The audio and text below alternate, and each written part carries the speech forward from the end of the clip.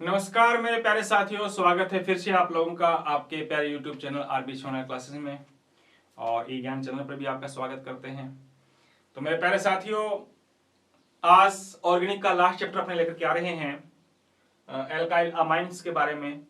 इससे पहले आप लोगों ने चैप्टर नंबर 10, 11, 12 चैप्टर आप लोगों ने 3 चैप्टर जो ऑर्गेनिक क्वेश्चंस मैंने आप लोगों को दिए थे वो शायद आप लोगों ने बेखूबी से आपने सॉल्व किए होंगे।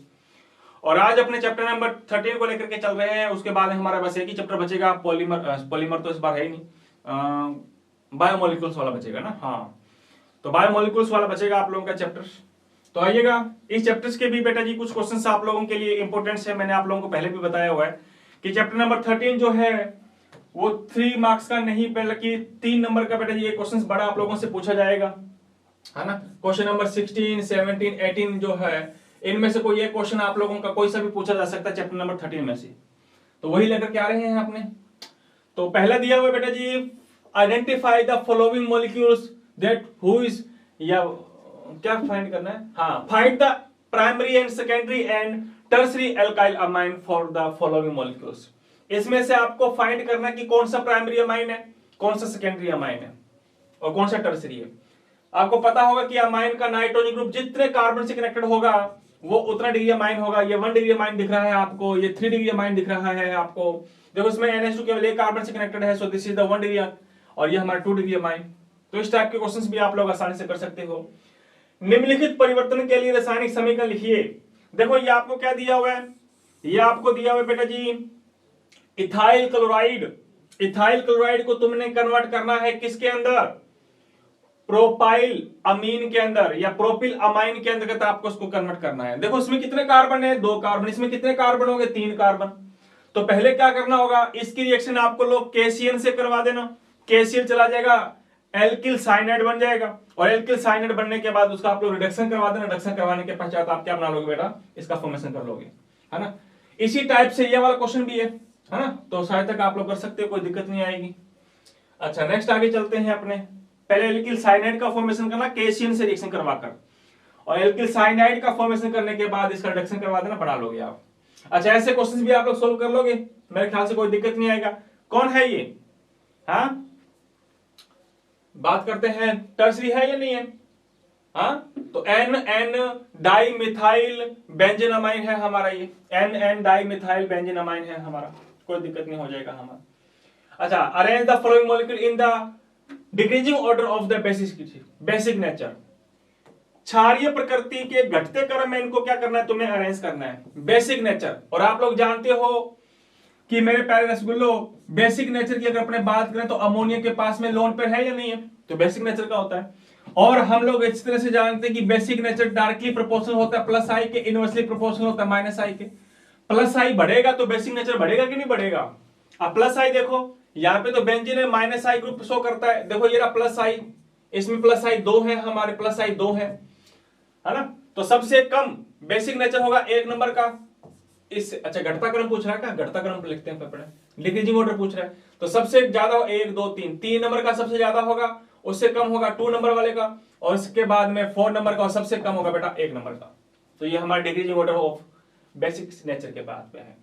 हिंसबर्ग रिजेंट का मतलब क्या होता है, जानते होंगे आप लोग। हिंसबर्ग रिजेंट्स किस प्रकार से बेंजीन के साथ में जुड़ा हुआ होता है, एसो2 ग्रुप जैसे भी आप लोग बनाओ। बेंजीन डाइऑक्सिनियम क्लोराइड से फिनोल का फॉर्मेशन कैसे किया जाता है, देखो बेटा जी, बेंजीन डाइऑक्सिनियम क्लोराइड का तुम्हें पता है BDC। अब BDC तुम लोगों ने किसका फॉर्मेशन करना है, फिनोल का फॉर्मेशन करना है, आसानी से हो जाएगा, है या नहीं है, कोई दिक्कत नहीं आएगी। पहले आप लोग इसका हो सकता है क्लोरोबेंजीन का फॉर्मेशन कर लो, क्लोरोबेंजीन से आप लोग फिनोल का फॉर्मेशन बना लोगे, कोई दिक्कत नहीं आएगी। देखो कुछ रिएक्शंस ऐसी हैं जो सिंगल स्टेप में ना होकर 2-2, 3-3 स्टेप में कंप्लीट होती हैं। हाँ जी, नेक्स्ट क्वेश्चन दिया हुआ है, निम्नलिखित अभिक्रिया को पूर्ण कीजिए। हाँ, कंप्लीट द केमिकल रिएक्शन, इसको क्या करना है, तुम्हें कंप्लीट करना है या नहीं है। देखो इसमें आप लोगों ने क्या करना है, HNO2 से रिएक्शन करवा देनी है। यह HNO2 है बेटा, अच्छा उधर लेता हूं मैं, किधर गया, चलो ये लीजिए, HNO2 के साथ इसकी रिएक्शन करवानी ना। NO ये आपस में रिएक्शन करके बेटा जी ये NaCl चला जाएगा, HNO2 बन जाता है। तो HNO नाइट्रस एसिड के साथ इसकी रिएक्शन करवाओगे, तो नाइट्रस एसिड के साथ रिएक्शन करवाओगे तो बनने वाला जो प्रोडक्ट बनेगा उसकी वापस KCl से रिएक्शन करवा देना आप लोग। मैं भी शायद तक आप लोग इसकी रिएक्शन को कंप्लीट कर सकते हो, कोई डाउट नहीं आएगा, है या नहीं, कोई दिक्कत होगी क्या, कोई दिक्कत नहीं होगी। अच्छा नेक्स्ट आगे चलते हैं। निम्नलिखित यौगिकों को उनके जलीय विलयन में क्षारीय समर्था के बढ़ते क्रम में लिख दो। कोई दिक्कत नहीं, हो जाएगा ये भी आप लोगों से। बेसिक नेचर के बढ़ते क्रम में अरेंज करना है, बस मैंने आपको चीजें बताई थी वो आप लोगों को याद रखनी है ना। अच्छा फिर आगे बात आगे बेटा जी लघुरात्मक क्वेश्चन हमारे। गैब्रियल थैलेमाइड संश्लेषण को समझाओ। Explain the Gabriel phthalimide reaction. पता होगा आप लोगों को, काफी बड़ी रिएक्शन है ये वाली गैब्रियल थैलेमाइड रिएक्शन वाली, है ना। इसमें हम लोग एरोमेटिक कंपाउंड लेते हैं, बट एरोमेटिक अमीन का फॉर्मेशन नहीं हो पाता, और एरोमेटिक कंपाउंड लेने के बावजूद भी हमारा एलिफेटिक अमाइंस का फॉर्मेशन होता है। याद होगा आपको गैब्रियल थैलेमाइड रिएक्शन। तो पूरी एक्सप्लेनेशन कर देना आप लोग इसकी। अमीनों में मध्यवर्ती तथा श्रृंखला समावेयता के एक उदाहरण समझाओ। Explain the mesomerism and chain isomerism of the alkyl amines compound. Alkyl amine में आप लोगों को मध्यवर्ती, मध्यवर्ती का मतलब क्या होता है बेटा, जैसे देखो ये देखा, इधर हमारा मिथाइल ग्रुप, इधर हमारा एथाइल प्रोपाइल ग्रुप दे दिया। अच्छा इसकी अगर हम बात करें, ये लो, अब दोनों में फॉर्मूला सेम है लेकिन एल्किल ग्रुप क्या है, अलग अलग है। तो आई थिंक आप लोग कर सकते हो, ये मध्यवर्ती का शो कर रहा है, मेसोमेरिज्म शो कर रहा है। ऐसे ही चेन आइसोमेरिज्म के बारे में आप लोग आसानी से बता दोगे। ये वापस क्वेश्चन आ गया। देखो जो क्वेश्चन नंबर थर्ड है ना हमारा बेटा, क्वेश्चन नंबर जो ये थर्ड आप लोगों को जो दिया जा रहा है, इन क्वेश्चंस में से आप लोगों का क्वेश्चन पक्का मिलेगा आपको। इससे पहले भी मैंने एक दो क्वेश्चन आप लोगों को करवा चुका हूं, है ना। Basic nature, acidic nature, BP, इन तीनों ऑर्डर्स को अच्छी तरह से अपने माइंड में बिठा करके लेके जाना। तो इनको कर सकते हो आप अरेंज, कोई दिक्कत नहीं आएगी। एनिलीन जल में अति अल्प विलय होती है लेकिन HCl में पूर्ण विलय होती है, इसका कारण बताओ। तो बेटा जी एनिलीन जल के अंदर अगर आप लोग मिक्स करो तो जल में इनसोल्यूबल होती है लेकिन HCl के अंदर सोल्यूबल हो जाती है। इसका मतलब, इसका मेन कारण क्या है? हाँ, तो इसमें H बॉन्डिंग आसानी से बना नहीं पाता है लेकिन जल के साथ, लेकिन HCl के साथ आसानी से H बॉन्ड का फॉर्मेशन कर लेता है बेटा जी, है ना। तो इस प्रकार से आप लोग चीजें बता सकते हो। नेक्स्ट आगे बात आती है हमारी, जलीय अवस्था में निम्न यौगिकों को क्षारीय गुण के बढ़ते क्रम में अरेंज करो, है ना। बार बार ऐसे क्वेश्चन हमारे बार बार आ रहे हैं। बेसिक नेचर के इंक्रीजिंग ऑर्डर में अरेंज करो, बेसिक नेचर के इंक्रीजिंग ऑर्डर में अरेंज करो। तो आई थिंक मे भी हो सकता है आप लोग इसको अरेंज कर दोगे। एक दो एग्जांपल मैंने आप लोगों को करवा भी दिया था, उसके बेसिस पर याद रखना basic nature plus I effect के क्या होता है, डायरेक्टली प्रोपोर्शनल होता है। How can you convert the following molecules, जैसे 3 मेथिल एथिलीन को 3 नाइट्रोटॉलुइन में आप लोगों ने क्या करना है, चेंज करना है। एनिलीन से तुम्हें क्या बनाना है, 1,3,5 ट्राइब्रोमोबेंजीन का फॉर्मेशन करना है। एंड जस्ट सिमिलर, अच्छा बस दो ही हैं, तो इनका फॉर्मेशन आप लोग कैसे कर सकते हो, कन्वर्जन बता रहे हैं ये ना, तो कन्वर्जन आप लोगों से पूछा जा रहा है। फिर आगे दे रखा है बेटा जी, इनके बारे में आप लोगों ने एक्सप्लेनेशन करना है। देखो चैप्टर नंबर 12 में भी कुछ नेम रिएक्शंस थी और वैसे ही नेम रिएक्शन हमारे चैप्टर नंबर 13 में भी है। जैसे पहले आप लोगों को दे दिया, कार्बिल अमाइन रिएक्शन के बारे में आपको बताना है। डाई एजोटीकरण का मतलब क्या होता है ना।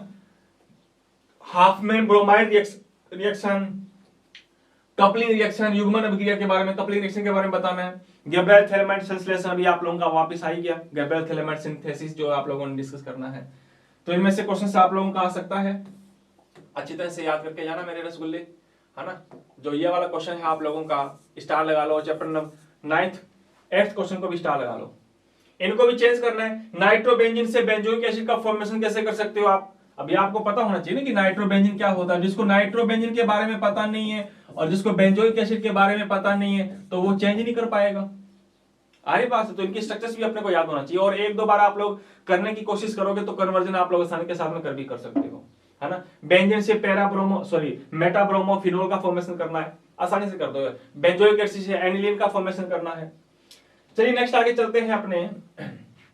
अगला दिया है बेटा जी, complete the chemical reaction and write the name of the A and B and the C. निम्न समीकरण को पूर्ण कीजिए तथा ए बी सी का नाम लिखो। ऐसा क्वेश्चन आपको अपने एनुअल एग्जाम में पक्का मिलेगा आपको, ठीक है जी। ये वाला क्वेश्चन तो नहीं कहूंगा मैं, बल्कि इस पैटर्न का क्वेश्चन आप लोगों को अपने एनुअल एग्जाम में पक्का मिलेगा। और ये क्वेश्चन आप लोग तभी सोल्व कर पाओगे जब आप लोगों को नेम रिएक्शन अच्छी तरह से याद होगी और जब आप लोगों की प्रैक्टिस कर रखी होगी, तभी आप लोग इनको सोल्व कर पाओगे, अदरवाइज आप लोग इसको सोल्व नहीं कर पाओगे, है नहीं। जैसे अब ये इथाइल आयोडाइड की समीकरण करवानी है तुम्हें KCN के साथ, है ना, तो NaI निकल जाएगा, साइनाइड का फॉर्मेशन हो जाएगा। फिर इसका हाइड्रोलाइसिस करवाना है तुम लोगों को, है नहीं है, OH की प्रेजेंस में आंशिक हाइड्रोलाइसिस करवाना है।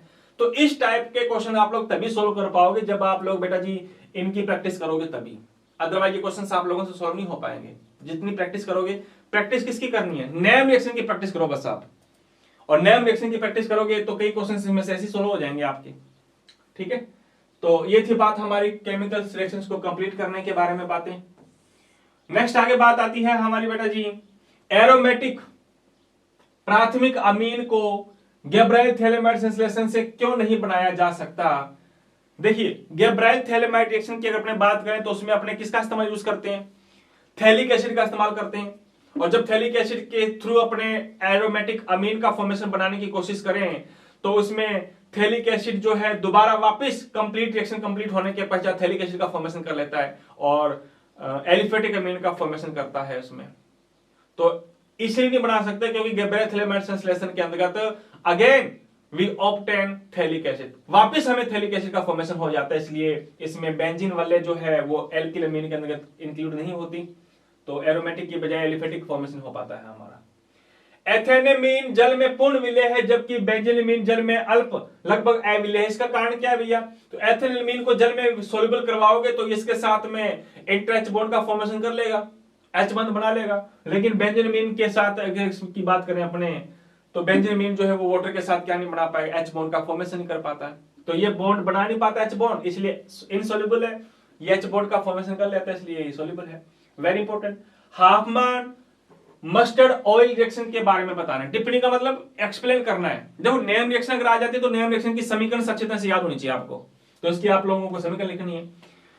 बेंजीन डाइओजेनियम क्लोराइड की फिनोल के साथ युग्मन अभिक्रिया एक्सप्लेन करो। युग्मन अभिक्रिया क्या होती है बेटा, कपलिंग रिएक्शन का मतलब क्या होता है, when two benzene ring bonded with the N2 group that's known as the coupling reaction, when two benzene ring is connected with the N2 group या Azo group that's known as the coupling reaction। जब दो benzene वाले आपस में N2 group से बोलते हैं, Azo group से आपस में कनेक्ट हो जाती हैं तो उस क्रिया को क्या कहते हैं, अपने कपलिंग रिएक्शन के नाम से जानते हैं। देखो बीडीसी का फॉर्मेशन करना है, पता होगा आप लोगों को, है या नहीं है। अब जैसे बीडीसी, ये हमारी बीडीसी है बेटा जी, है ना, इधर जोड़ होते हैं अपने H होता है, इधर इधर हमारा N2Cl, इसकी रिएक्शन करवा दो आप किसके साथ, फिनोल के साथ इसकी रिएक्शन करवा दो, ये फिनोल है हमारा, तो ये HCl चला जाएगा और N2 आपस में जुड़ जाएगी, तो आई थिंक आप लोग कर दो इस समीकरण को सोल्व। तो कपलिंग रिएक्शन भी काफी इंपोर्टेंट है आप लोगों के लिए, है ना, तो मैं भी शायद तक आप लोग कर दोगे इसके बारे में।